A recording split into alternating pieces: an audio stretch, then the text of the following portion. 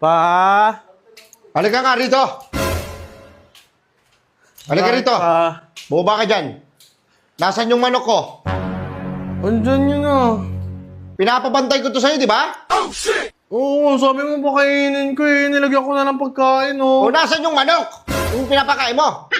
Hindi ko alam, andyan dyan kanina eh. Tignan mo, nakabukas. Nakabukas yung gate.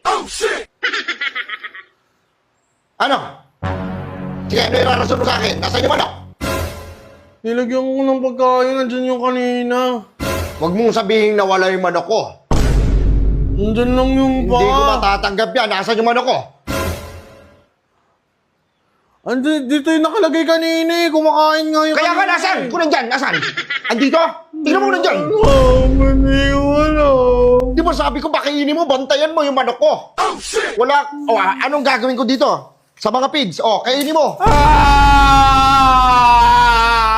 Bibigyan pa kita ng isa. Sa barangay, nagkakabigayan na. Gusto mo ikaw, bigyan ko dito? Ayoko. Ayoko. Ilang ulit ko na sinabi sa'yo. Yung manok ko, mahalaga sa akin yan.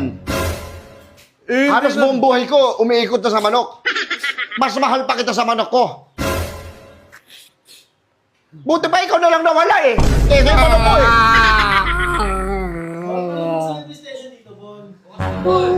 Yung PlayStation?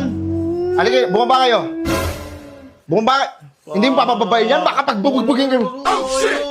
Papaluin ko kayo ng bote ha. Lumos kayo. Labas. Yari ito sa akin. Gulpi to. Abutin sa akin ito, gulpi di gulat. Andyan lang yung pa.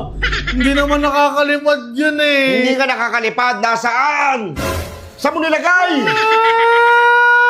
Asan yung manok ko?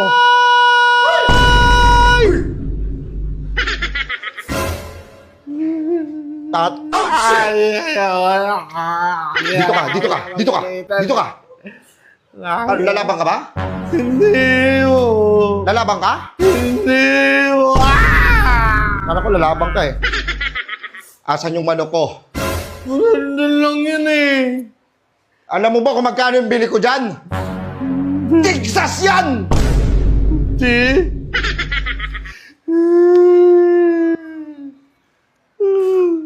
Ano ko naman ginagawa na, hindi mo naman nilalaban yan. Lagi mo naman pinapakain. Kami wala kaming